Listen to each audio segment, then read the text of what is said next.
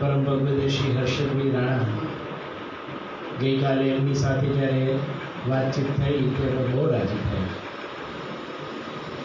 અને તરત જ જેમ અમે એમને હર્ષદ કાકાની સેવાને બિરદાવી પણ એમને અંતરથી એક ભાવના વ્યક્ત કરી કે આજના પાટોત્સવની તમામ સેવા મારે કરવી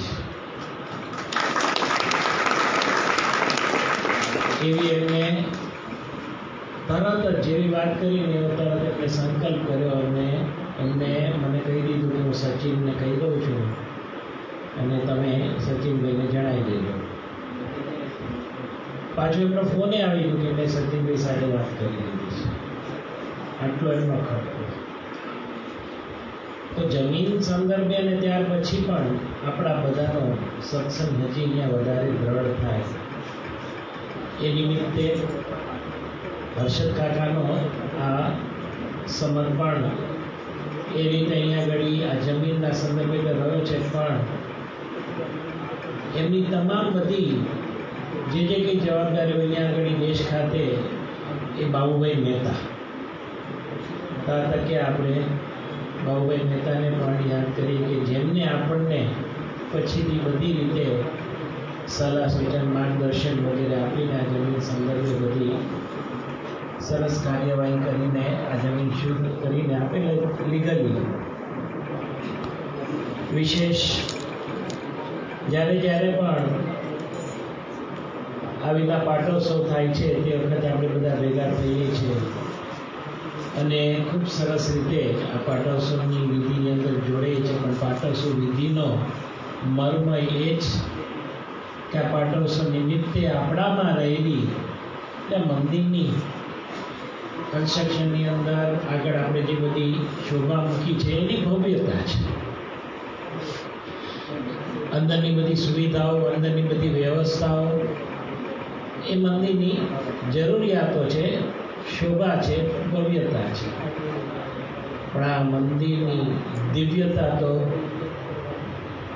આ બધાની જે ભક્તિ અને સેવાના સંદર્ભે જ રહેલી છે. અહીંયા આગળ જે આ બધા અહીંયા આવો છો, જો ભગવાનની પ્રતિષ્ઠા તો સારંગપુરમાં પૂજ્ય પ્રમુખ સાંઈ મહારાજ દ્વારા, ત્યાર પછી પૂજ્ય ડૉક્ટર સ્વામી દ્વારા અહીંયા થઈ. પણ જે આપણામાં રહેલી જે ભક્તિ છે એને આ ગત વર્ષ દરમિયાન આપણા ઘરોમાંથી જ નિયમિતપણે 3 ટાઈમ થાળ આવ્યા છે. બપોરના કે સવારના એના ફ્રૂટ્સ, દૂધ, ઉકાળો વગેરે બધું જ આપણા બધા ઘરોમાંથી આવ્યું છે. અને ખૂબ આમ કે ને ઘરની અંદર પણ પવિત્રતા જાળવીને જ આપણે બધું બનાવીને અહીંયા લાવ્યા છે. અને અહીંયા આગળ પણ જે પૂજારી મંડળ એમને પણ બધાએ ભક્તિભાવથી આપણા થાળ ધરાવ્યા છે. પણ આપણા મનની અંદર હજી આની વધારે આ પાટોત્સવ એટલે શું? જો ભગવાનની તો મૂર્તિઓની અંદર પ્રતિષ્ઠા થઈ છે તો એને જ છે, પણ જ્યારે પણ પાટોત્સવ આવે છે ત્યારે જેમ સ્વામીએ કહ્યું કે આપણી ભક્તિને રિચાર્જ કરવાની છે, આપણી સેવા ભાવનાને રિચાર્જ કરવાની છે. પૂજ્ય મહંત સ્વામી મહારાજ અમદાવાદ બિરાજમાન હતા 10 ડિસેમ્બર 12 ડિસેમ્બરે તો પોતે ત્યાં આગળ આફ્રિકા આવવા નીકળ્યા. એમાં ખૂબ એક સંતે સારંગપુરથી મહંત સ્વામી મહારાજને પત્ર લખીને પૂછાવ્યું કે અત્યારે તમે પ્રાપ્તિના વિચાર સંદર્ભે બહુ જ ઊંડાણપૂર્વક અમને બધાને જોડો છો. તો અમે તો અહીંયા આગળ અલગ અલગ પ્રકારની સેવામાં સારંગપુરમાં જોડાઈ છે. અહીંયા આગળ પણ આ બધા પોતપોતાને જે સોંપાયેલી છે સેવા, પૂજારી મંડળ ભગવાનને જગાડવાથી માંડીને રાત્રે સુવાડવા સુધી અલગ અલગની બધાની સેવાઓ અહીંયા આગળ જે છે. પોર્ટફોલિયો બીજો ટીમની અંદર હશે, તો કેવી રીતે આ મંદિરની સફાઈ નિમિત્તે પણ ભાઈઓ બહેનો બધા અહીંયા આવે છે. યોગ મંડળ પણ બહુ સક્રિય છે, એ બધા પણ નાની મોટી સેવા સફાઈથી માંડીને કરતા રહેતા હોય છે. નિયમિત સભા થાય છે તો આ સભા બધાને સેવા સોંપાયેલી છે, બધા પોતપોતાની સેવા કરે છે. પણ જેમ દિવાળી આવે છે ને, દિવાળી આવતા પહેલાં આપણા બધાના ઘરની આપણે નિયમિત સફાઈ કરતા હોય છે, કંઈક શોભાઓમાં લાવતા હોય છે, કંઈક દીવાઓ પ્રગટાવીને એની અંદર ઘરની અંદર એવી રીતે કંઈક દિવ્યતા લાવવા આપણા બધાના પ્રયત્ન દર વર્ષે નવી નવી રીતે કરતા રહેતા હોય છે. એમ આ પાટોત્સવની અંદર પણ જે આપણે સેવા કરીએ છીએ, જે ભક્તિ કરીએ છીએ, એમાં હજી વધારે કેવી રીતે આગળ એમાં સુધારો લાવવો, દિવ્યતાની અનુભૂતિ કરવી. એટલે એ સંદર્ભે સંતે પૂછ્યું કે સ્વામી, અમે અહીંયા આગળ અલગ અલગ પ્રકારની સેવામાં અમારે જોડાવાનું હોય છે, પણ અમારે જે પ્રાપ્તિના વિચારમાં આ બધી સેવાને કેવી રીતે જોડવી અથવા સેવા દરમિયાન પ્રાપ્તિનો વિચાર કેવી રીતે કરવો, જેથી કરીને અમારી સેવામાં કંઈક અમને આનંદની અનુભૂતિ થાય. એટલે સ્વામી એ વખતે કહ્યું, જવાબ આપતા એમને જણાવ્યું કે જે સેવા કરીએ છીએ, જેની સેવા કરીએ છીએ, ક્યારેક કોઈ આસન જવાનું, કોઈ એ રીતે ઠાકોરજીની સેવા કરતા હોય, કોઈ સફાઈની સેવા કરતા હોય, તો સ્વામી તે વખતે એવું ત્યાં જણાવે છે અમને કે સાક્ષાત અક્ષરધામ, અને એ અક્ષરધામની અંદર જે દિવ્ય ને ભવ્ય ને નયન રમ્ય એવી જે વિવિધ શણગાર સાથેની જે મૂર્તિ છે, મહારાજની મૂર્તિ છે, એને સ્મૃતિ કરવાની છે, અને એ મૂર્તિની સેવા કરીએ છીએ એવી વિભાવના કરવાની છે, અને એ જ વિભાવનાની અંદર આપણે એનો આનંદ માણવાનો છે. એટલે અહીંયા આગળ જ્યારે પણ આ મંદિરની શોભા અને ભવ્યતા તો છે, પણ દિવ્યતા આપણી ભક્તિમાં છે.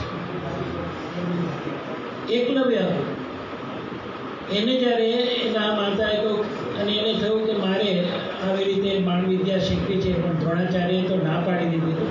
પિંડનું 3 પિંડા બનાવી દીધા, અને એની અંદર એને વિભાવના કરી કે આની અંદર દ્રોણાચાર્ય છે. અને અર્જુન કરતાં પણ સારામાં સારી બાણ વિદ્યા એને એક 3 પિંડામાંથી શીખી. એ જ આપણી આ સંસ્કૃતિની વિશેષતા છે કે આજે ભગવાન સાક્ષાત એટલે મનસાઈ મહારાજે ત્યાં સંતોને જણાવ્યું કે જે અક્ષરધામની મૂર્તિની આપણે કલ્પના કરીએ છીએ કે આપણે અક્ષરધામમાં જવું છે, પણ એ જ મૂર્તિ આજે આપણી નજર સમક્ષ એને ધારવાની છે, અને સાથે સાથે આપણે એની સેવા કરીએ છીએ એવી ભાવના લાવવાની છે. તો જ કંઈક નવીનતા આવશે, તો જ એની અંદર કંઈક આપણી સેવાની અંદર કંઈક ક્રિએટિવિટી આવશે. અને એવા ઘણા બધા પ્રસંગો છે કે જેની અંદર આપણને વારે વારે ત્યારે એ રીતે આપણને સ્મૃતિ પણ થઈ આવી હોય. સાંકરીની અંદર જ્યારથી પ્રતિષ્ઠા થઈ છે, એ જે અક્ષર પુરુષોત્તમ મહારાજની મૂર્તિ સિન્સ 1971 સાલથી આ જ વર્ષ દરમિયાન જ્યારે પણ અનુકૂળ થાય છે, ત્યારે ભગવાન કંઈક ગ્રહણ કરે છે. એવું નથી કે બધે જ દર્શન થાય, ત્યાં કરાવે છે, એ તો એમની ઈચ્છાની વાત છે, પણ આ વાસ્તવિક છે. તો એ જ ભાવના આપણે અહીંયા આગળ લાવવાની છે કે આપણે જે સેવા કરીએ છીએ, તો આપણને લાગે ક્યારેક સફાઈ કરતા આવીશું તો પણ કે આ સફાઈ એટલે આમ નીચેની પણ ફ્લોરિંગ છે, તો આપણે મહંસાઈનો પ્રસંગ જાણીએ છીએ કે જ્યારે આવો ભવ્ય પ્રમુખ સાંઈ મહારાજ શતાબ્દી મહોત્સવ થયો, અને એ પ્રમુખ સાંઈ મહારાજ શતાબ્દી મહોત્સવ ઉજવાતો તે વખતે એમને ભદ્રે સ્વામીને બોલાવ્યા કે જાઓ અને અહીંના 3 જગ્યા એમને કહી, એન્ટ્રીની કહી, ત્યાં પ્રમુખ સાંઈ મહારાજની જે મૂર્તિ એ બાજુની કહી, અને મંદિર બાજુની કહી, ત્યાંથી તમે રજ લઈ આવો, અને રજ મારે માથે ચડવાની છે. અને યોગીજી મહારાજનો પ્રસંગ જાણીએ છીએ. ઈશ્વર સ્વામી ઘણી વખત ભાવમાં આવીને કહે છે કે એક વખત યોગીજી મહારાજે કૃષ્ણાભાઈ નડિયાદવાળાને કહ્યું કે જાઓ અક્ષરડેરીમાં જાઓ અને વાળો, અને જે કંઈ આવે ને એ બધું વાળીને તમે મારી પાસે લાવો, કારણ કે હું બીમાર છું, હું આવી શકું નથી. તો એ જ આપણે અહીંયા આગળ વિભાવના કરવાની છે કે જે આવા બધા પ્રસંગો જે કથા વાર્તાની અંદર અહીંયા આપણે સાંભળીએ છીએ, સંતો આવે છે, કથા વાર્તાની અંદર આવા પ્રસંગોથી આપણને સત્સંગની અંદર ઊંડાણ પ્રાપ્ત કરાવે છે. નિયમિતપણે જે 3 ટાઈમ કથા થાય છે એની અંદર જીવન ચરિત્રો, વચનામૃત, સ્વામીની વાતો, આ જ્ઞાન છે ને એ આપણને ગમે તેટલું પ્રેમ, હેત, આ બધું છે ને જોડાણ કરે છે, પણ એનું ઊંડાણ છે ને જ્ઞાન લાવે છે. એટલે અહીંયા બી કથા વાર્તા પણ સાંભળતા હોય ને તે વખતે પણ આપણે આપણું મન એ રીતે જોડવું પડે છે. આ વખતની સજન સુધાના મુખ પૃષ્ઠ ઉપર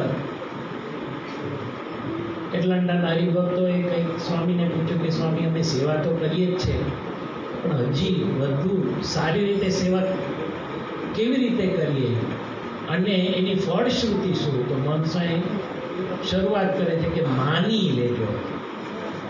તો માનવું પડે છે, માની લેજો કે ભગવાન સાક્ષાત આપણી સેવા અંગીકાર કરે છે. આજે અહીંયા ભગવાન બિરાજમાન છે, સાક્ષાત અંગીકાર કરે છે. સ્વામી કે કદાચ તમે નહીં કરો ને સેવા